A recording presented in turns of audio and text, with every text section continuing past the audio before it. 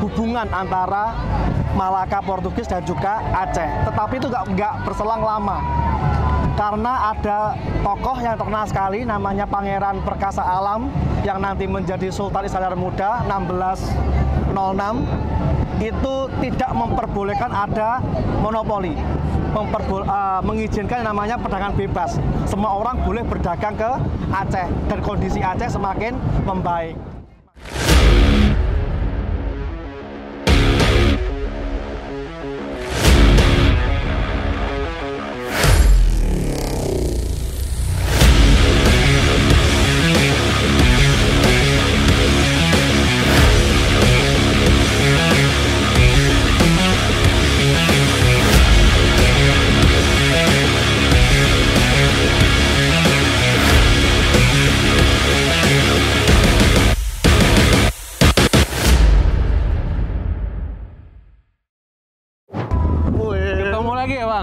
Ketemu lagi, akhirnya ketemu. Sahabat Arsip, ini sebuah kejutan bagi kita nih. Kita bisa bersilaturahim lagi dengan Mas Dayat. Mas Dayat sekarang udah dokter ya Mas ya? Alhamdulillah sudah Pak. Kok bisa cerita nggak? Kok bisa ikut pelayaran Dewa Ruciro? Gimana Mas? Jadi ini kan program Wibah Budaya Jalur Rempah. Jadi saya dipilih menjadi salah satu narasumber untuk menjelaskan bagaimana konektivitas cagar budaya Jalur Rempah Aceh dan juga Malaka. Tapi saya berlayarnya hanya dari Dumai ke Sabang. Nanti dari Aceh ke Malaka ada narasumber lainnya. Oh gitu. Nah, apa yang menyebabkan Mas Dayat itu bisa dijadiin narasumber gitu? Ya karena saya yang bahasanya ya, orang menguasai ya, tapi saya yang concern ke situ dan kemudian ke Jalur Rempah tuh, arsip-arsip Jalur Rempah ya. Jalur Rempah, terutama pada abad ke-16 kita fokus pada perspektif Portugis. Jadi arsip Portugis yang terkait dengan bagaimana keadaan di Aceh dan juga di Malaka. Karena pada waktu itu Aceh kan menjadi rival utama dari Malaka di sepanjang abad ke-16. Nah, sahabat arsip, sebelum ini kita dengan Mas Dayat tuh, Mas Dayat mengantarkan Profesor Vitor Teixeira untuk studi tentang Portugis waktu itu Portugis ya. di Aceh. Gitu. Nah, kira bisa cerita nggak gimana sih rempah yang ada di Aceh itu seperti apa, Mas, kira-kira? Jadi yang menarik, konon katanya, rempah-rempah itu datang ke Aceh dari berbagai penjuru Nusantara. Karena Aceh sangat berkuasa di Sumatera dan Nusantara bagian lainnya. Tetapi yang menarik, kalau kita membaca kronik dari Dong Juan Ribeiro Gayo 1588, dia juga menceritakan bahwa di Aceh ternyata juga tumbuh lada, walaupun kualitasnya nggak sebaik yang ada di Sumatera bagian selatan dan juga Jawa bagian barat. Sehingga Aceh itu berbeda dengan Malaka. Kalau Malaka kan ketika Albuquerque datang di prank, tidak ada rempah yang tumbuh di Malaka, sehingga mereka Portugis mencari rempah keluar Malaka. Kalau di Aceh, selain rempah itu datang ke Aceh, mereka juga produsen lada, walaupun kualitinya tidak sebaik yang ada di Sumatera bagian selatan dan juga Jawa bagian barat. Kalau dibanding dengan lada dari India misalnya di pantai Malabar, sekitar Malabar itu ya masih bagusan lada Aceh. Itu yang jarang dibahas. Kan memang Aceh itu terkenal itu ya, kita sambil jalan-jalan lihat kapal yang Mas Dayat tumpangi. Selama berapa hari nih Mas Dayat nih? 3 hari. 3 hari ya? 3 hari. Itu startnya dari? 4 hari 3 malam. 4 hari 3 malam. Startnya dari mana tuh? Dari Dumai. Oh, dari Dumai ya. Jadi Mas Dayat terbang dari Malang, dari Surabaya, kemudian ke Pekanbaru. Pekanbaru. Baru dari Pekanbaru ke Dumai itu sekitar 2,5 jam via tol. Kemudian kita sehari ada pembekalan di Dumai. Baru setelah hari ke-3 berarti kita berlayar dari Dumai ke Sabang. Nah, aktivitasnya apa aja sih di dalam sini, di kapal Dewa Ruci ini? Aktivitasnya kalau saya pribadi macam-macam ya Pak. Kalau pagi ya kita biasanya sholat subuh dulu, makan, senam pagi, goyang mau mereh dan lain sebagainya. Yang di dalam kapal gitu ya. Kemudian baru itu ada materi jam 10-an. saya biasanya dan narasumber lainnya itu bergantian untuk menjelaskan budaya-budaya yang ada di Nusantara, terutama di titik yang menjadi tempat tujuan seperti Sabang, Aceh, Malaka, dan Tanjung Uban nanti kita juga jelaskan. Tentu dasarnya arsipnya yang Mas Dayat. Yang waktu itu Mas Dayat menjelaskan apa aja kepada mereka? Antara lain lah gitu kira-kira. Kalau arsip biasanya yang saya sampaikan ketika pembekalan, baik pembekalan maupun ketika di kapal, itu arsip-arsip yang tersimpan di Portugal. Jadi beberapa arsip yang kemudian kita harapkan juga nanti bisa berada di Indonesia. Misalnya yang menarik adalah surat-surat dari Raja Ternate, Sultan Ternate maksud saya, Abu Hayat, surat yang dikirim ke Raja Portugal terkait dengan persekutuan mereka antara Ternate dan juga Portugis untuk segera menghancurkan saingan terberat mereka di Maluku bagian utara, yaitu Tidore, yang notabene adalah mertua Sultan sendiri. Jadi Sultan Ternate itu memperistri putri dari Tidore, tapi nggak berani langsung menyerang melalui tangannya Portugis. Luar biasa pada waktu itu persekutuannya. Nah, untuk kaitannya dengan Aceh sendiri ini jalur rempah yang seperti apa yang tadi udah sebagian udah dijelaskan, mungkin ada tambahan-tambahan lagi untuk jalur pelayarannya, jalur kekayaan rempah-rempahnya seperti apa itu? Kalau kita melihat dari perspektif jalur rempah, berarti kita melihat rempah itu sebagai penggerak. Artinya rempah itu yang memicu dan memacu orang untuk datang ke Aceh. Kalau misalnya produksi rempah itu adalah lada, berarti orang ke Aceh karena adanya lada. Sehingga jual beli itu terjadi di Aceh. Ketika mereka jual beli, mereka nggak bisa langsung kembali ke daerah asalnya, menunggu angin berikutnya untuk kembali ke daerah asal, sehingga mereka bermukim. Ketika bermukim, mereka kemudian bertukar pengetahuan, bertukar kebudayaan, sehingga menciptakan Aceh yang kosmopolit. Banyak orang-orang dari luar itu yang kemudian mewarnai budaya multikultural yang ada di Aceh. Orang-orang Aceh kan ada pengaruh bisa dari Ottoman, ada makamnya juga di sini. Kemudian ada pengaruh dari orang-orang Arab dan komunitas Islam. Ada Indianya juga.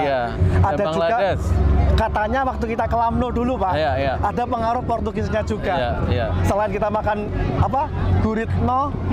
gurita Lamno, kita juga cerita masalah orang-orang yang bermata biru di Lamno.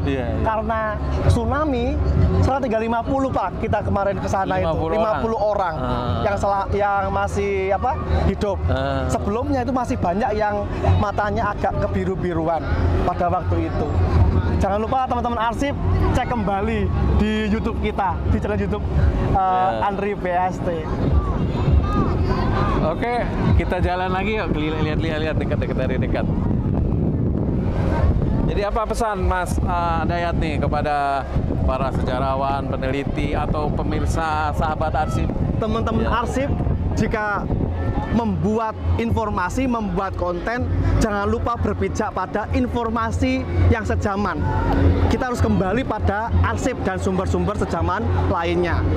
Memang di dalam arsip, di dalam kronik atau apapun itu tentu ada subjektivitas dari penulisnya. Maka kita harus melakukan korobasi atau cross check silang dengan arsip-arsip lainnya yang sejaman. Kenyataannya sekarang banyak YouTuber, Pak, banyak selebgram yang menginformasikan konten sejarah, tetapi informasinya dari Mbah Google, tidak berlandas pada sumber sejaman, sehingga informasinya kemudian menjadi bias kemana-mana. Iya, menjadi bias, menjadi tidak akurat. Sehingga teman-teman arsip harus kembali ke sumber sejaman, yaitu adalah arsip salah satunya. Apa sarannya buat generasi sekarang ini untuk mempelajari sejarah dalam rangka memperkokoh negara kesatuan Republik Indonesia? Jangan percaya pada sesuatu secara harafiah. Coba pahami dan kontekskan apa yang sedang dibaca dan dihadapi. Jangan sampai kemudian teman-teman arsip termakan isu-isu yang hoax, termakan isu-isu secara harafiah. Sehingga kita harus cross-check pada segala sesuatu. Sehingga kalau kita membuat keputusan, biar tidak salah arah. Karena prinsipnya informasi itulah yang membuat konflik dan juga perang. Ini Mas Dayat yang keberapa ke sini nih? Ke Sabang pertama. Oh, pertama. Ke Aceh kedua, Pak. Oh, gitu. Tahun lalu saya ke sini, tahun lalu ke sini, tahun ini ke sini, tahun depan insya Allah ke sini lagi. Sudah pernah ke kilometer 0? Sudah. Sudah ya. Sudah. Katanya Acehnis Maritime Power ada di sana. Tempat pembuatan perahu dan juga kapal. Katanya dari sana. Jadi itu dilukiskan di kartografi Portugis juga. Iya. Muara Hiu Barada Aceh, ada Hiuda Aceh, Sungai Aceh bermuara di titik 0 km itu. Sehingga konon katanya orang Portugis pun ketika bersekutu dengan Aceh pada 1588 itu mendaratnya di situ. Oh, menarik juga nih. Orang Portugis bersekutu dengan Aceh ya. Itu dalam rangka menghadapi siapa itu? Ketika itu jelas Aceh dan Malaka kan berseteru. Yeah. Tapi karena Sultan Alauddin Riayat Shah itu melihat keadaan Aceh tidak memungkinkan, banyak terjadi kekeringan, terjadi bencana, bahan pasokan makanan itu tipis, dia takut dengan serangan dari Portugis. Tidak ada pilihan lain selain kemudian berdamai dengan Portugis 1588. Timbal baliknya, monopoli perdagangan Aceh itu dimonitor oleh Portugis, tetapi Portugis memberikan proteksi kepada Aceh. Buktinya di daerah Lamuri mungkin ya, Lamreh itu ada pondasi benteng Kota Lubuk. Dulu benteng itu diberikan Aceh kepada Portugis pada waktu itu, sehingga itu mengekalkan hubungan antara Malaka Portugis dan juga Aceh. Tetapi itu nggak berselang lama. Karena ada tokoh yang terkenal sekali namanya Pangeran Perkasa Alam yang nanti menjadi Sultan Iskandar Muda 1606, itu tidak memperbolehkan ada monopoli, mengizinkan yang namanya perdagangan bebas. Semua orang boleh berdagang ke Aceh dan kondisi Aceh semakin membaik. Maka kemudian Sultan Iskandar Muda yang nanti menjadi raja menyerang kembali Malaka. Sultan itu berhasil menguasai hampir semua wilayah Selat Malaka kecuali Malaka. Sampai akhir hayatnya, kalau nggak salah 3 kali menyerang Malaka, 1619, 211 sama 39 sebelum kematiannya. Dan itu menarik sekali. Dan dia membawa putri kan? Membawa Putri Pahang ya? Putri Pahang. Iya. Sekarang di ini Pak? Taman Sari. Taman Putri Pahang. Putri Pahang. Taman Putra Pahang. Gunungan. Ya kan ada gunung. Ya. Jadi biar sang permaisuri tidak rindu pada Pahang yang perbukitan itu, kemudian bahasanya seperti dibuatkan gunung-gunung seperti Pahang biar gak rindu, biar bisa bermain-main di Putra Pahang itu. Jadi biar gak kangen. Ya, itu sahabat arsip, kita bincang-bincang dengan Mas Dayat ya, yang ini tahun lalu kesini. Tahun lalu silaturahim. Tahun ini juga nggak ada yang janjian kan? Nggak ada janjian, tiba-tiba kesini aja. Tahun depan juga sama kesini lagi terus nanti. Mas Dayatnya penasaran mau ketemu Mas Ikhwan tuh yang mana ya? Ketemunya di sini kan telepon ya, WA gitu. Saya ngomong duluan kemarin itu, Pak saya di Sabang, loh saya juga ke Sabang. Akhirnya ketemu tadi pagi. Ya gitulah, punya ini yang sama ya.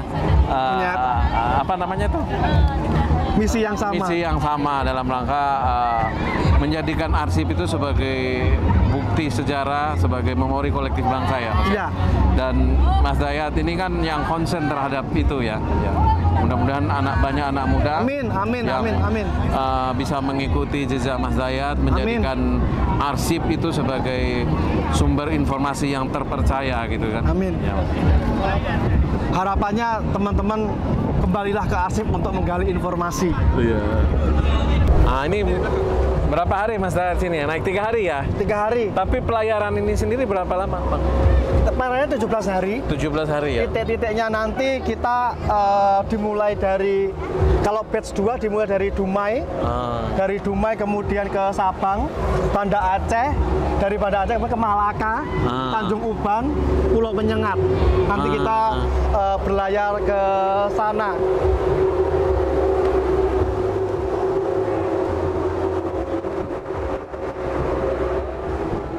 Kita udah berada di kapal legend katanya, Dewa Ruci. Dewa Ruci.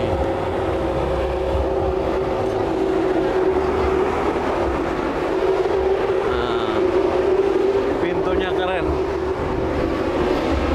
Isi, Pak. Oh, ada lambang Garuda.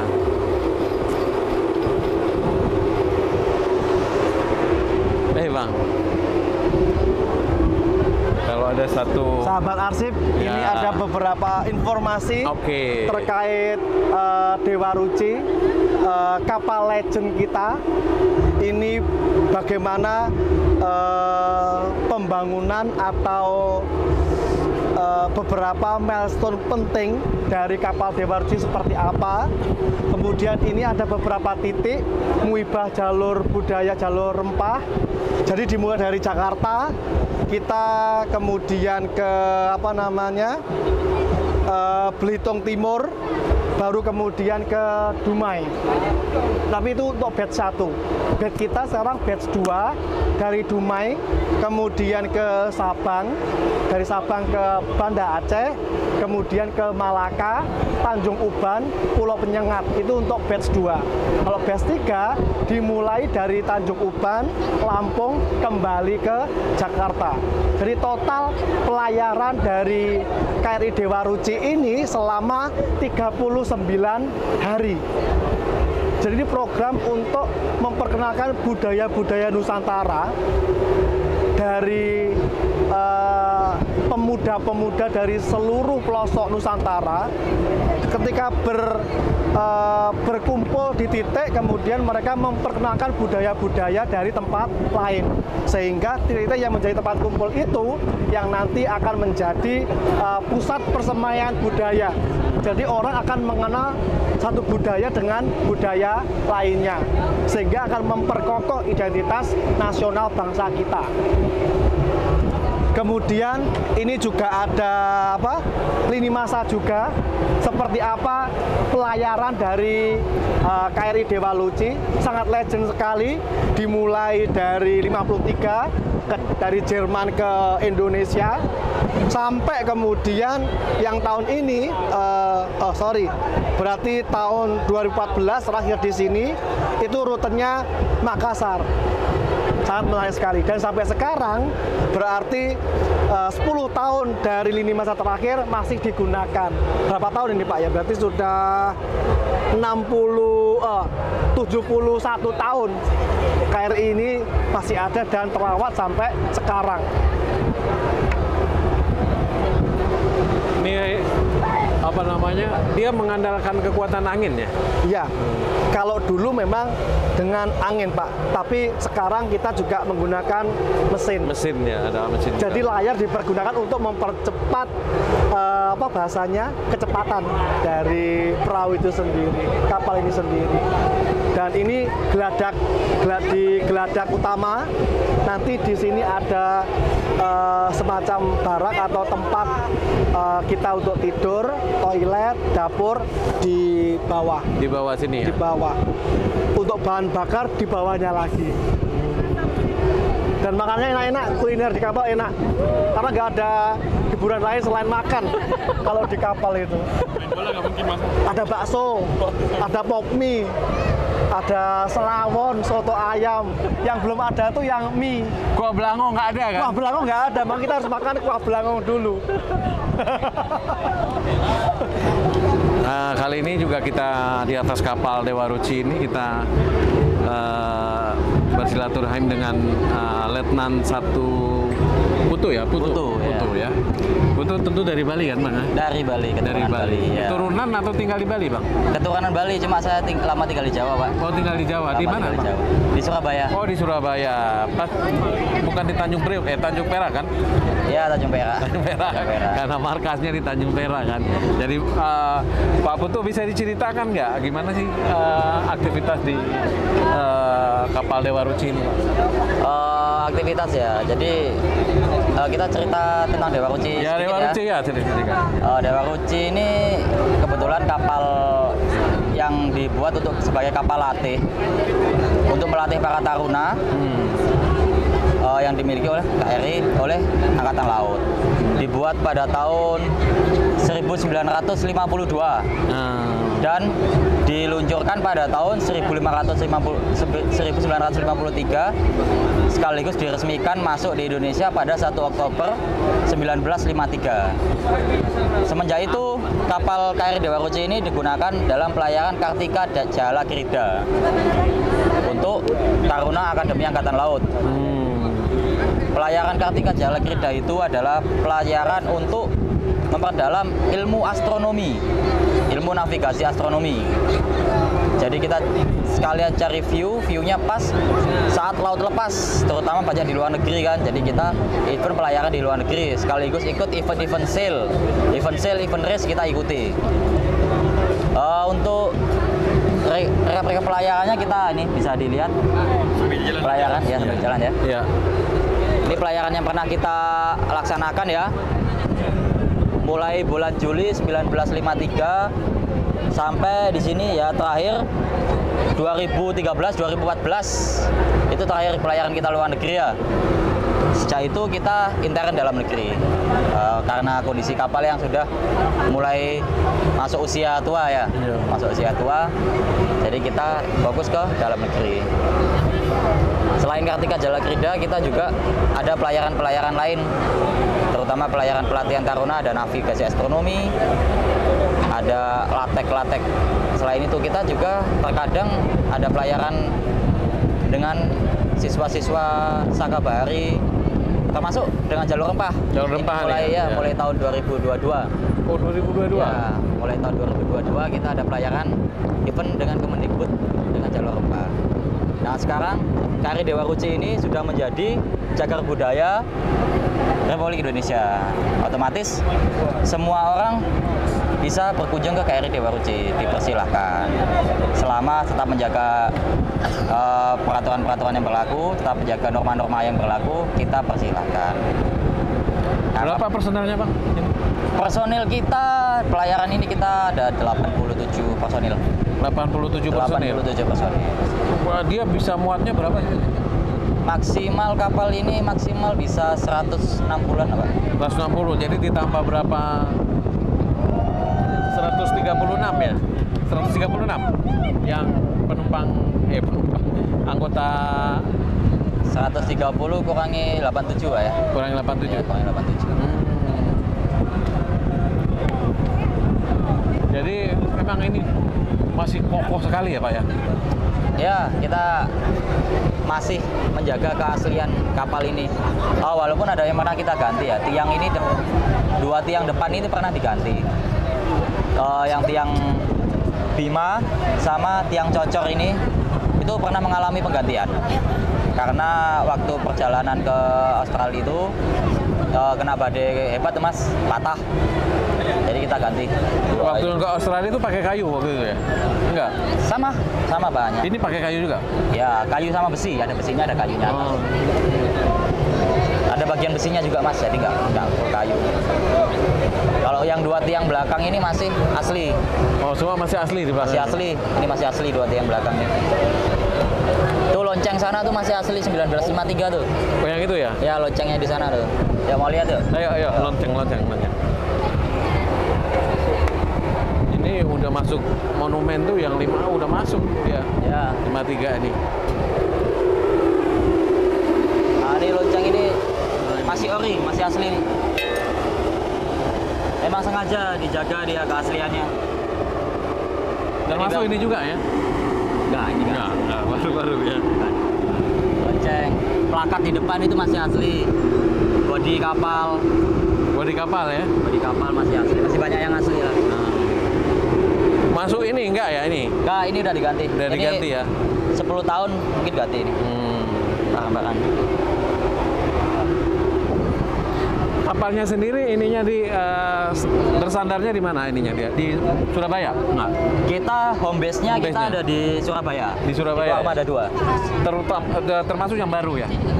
Oh ya, Bima Suci juga. Bima Suci juga. Iya, Mas Putu, terima kasih banyak ya. Selamat bertugas. Sukses selalu. Sukses selalu, Pak. Iya. Ya, sahabat arsip, alhamdulillah kita tadi udah jalan-jalan di kapal Dewa Ruci dengan Mas Dayat ya. Terima kasih banyak Mas Dayat atas waktunya. Hari ini kita dapat menikmati kapal Dewa Ruci, menikmati pemandangan di sekitar pelabuhan Sabang ini, kemudian juga menikmati cerita-cerita tentang bagaimana pelayaran itu, kemudian bagaimana jalur rempah-rempah yang ada di Aceh. Nah, pesan buat kita semua nih, Mas Dayat. Walaupun Mas Dayat ini masih muda banget tuh, masa main pesan-pesan ke orang tua, nggak kira-kira apa ini nih legasinya nih? Ya, sama aja legasi juga. Kira-kira apa hal-hal yang mesti kita lakukan dalam rangka menelusuri, memperkuat ingatan nasional, ingatan kita tentang rempah-rempah di Indonesia melalui arsip. Teman-teman sahabat arsip, jangan lupa kita terus mengenali rempah kita dan kita perkuat bangsa kita dengan komunitas asli Indonesia. Arsip, yes. Kuak, no.